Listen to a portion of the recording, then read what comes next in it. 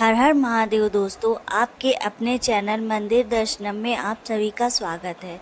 इस वीडियो में हम पितृपक्ष से संबंधित कुछ बात करेंगे। पितृपक्ष में क्या करना चाहिए और क्या बिल्कुल नहीं करना चाहिए। 7 सितंबर 2025 से पितृपक्ष का प्रारंभ हो चुका है।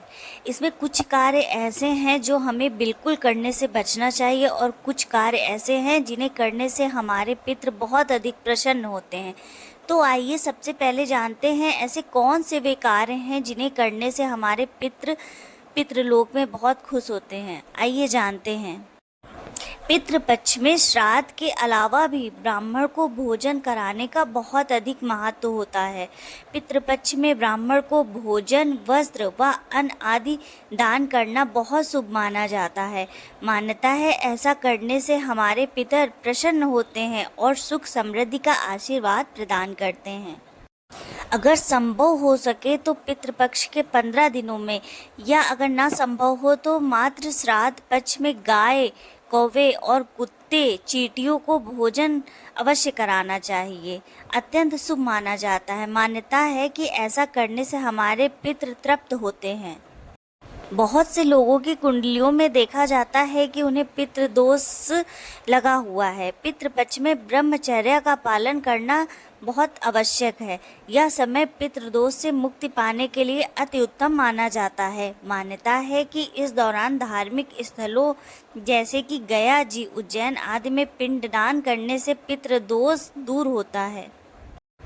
वैसे तो हमें प्याज, लहसुन, मांस, मदिरा कभी नहीं खानी चाहिए।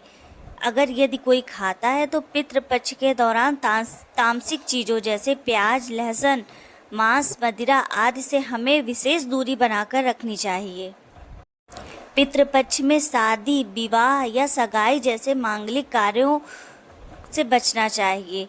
मान्यता है कि इस अवधि में शुभ कार्यों को करने का अच्छा फल प्राप्त नहीं होता और पितृ नाराज होते हैं।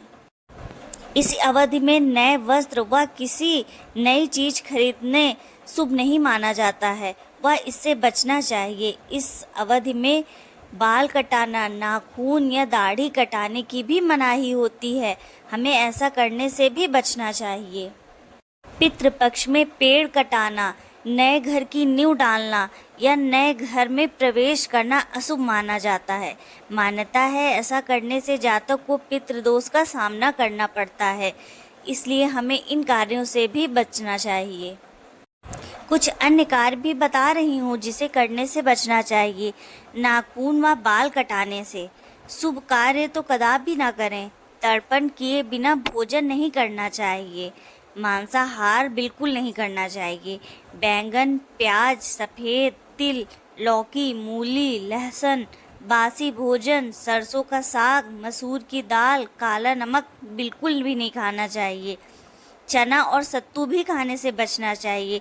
श्राद्ध का मजाक हमें कभी भी नहीं उड़ाना चाहिए और हमारे बच्चों को, हमारे बुजुर्ग जो इस दुनिया में नहीं हैं, उनकी कहानी बतानी चाहिए कि उन्होंने हमारे लिए क्या किया। झूठ बिल्कुल नहीं बोलना चाहिए। क्रोध भी नहीं करना चाहिए।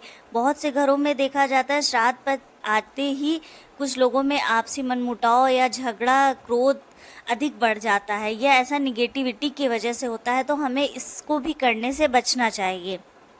सूर्यास्त के बाद श्राद्ध नहीं करना चाहिए। श्राद्ध का उचित समय होता है मध्य दोपहर। दोपहर के समय ही हमें श्राद्ध करना चाहिए। ये कुछ कार्य ऐसे हैं जो मैंने बताया क्या हमें करना चाहिए श्राद्ध पक्ष में और क्या नहीं करना चाहिए। इसी तरह की अन्य जानकारी के लिए मेरे वीडियो को सब्सक्राइब अवश्य करें। हर हर महादेव।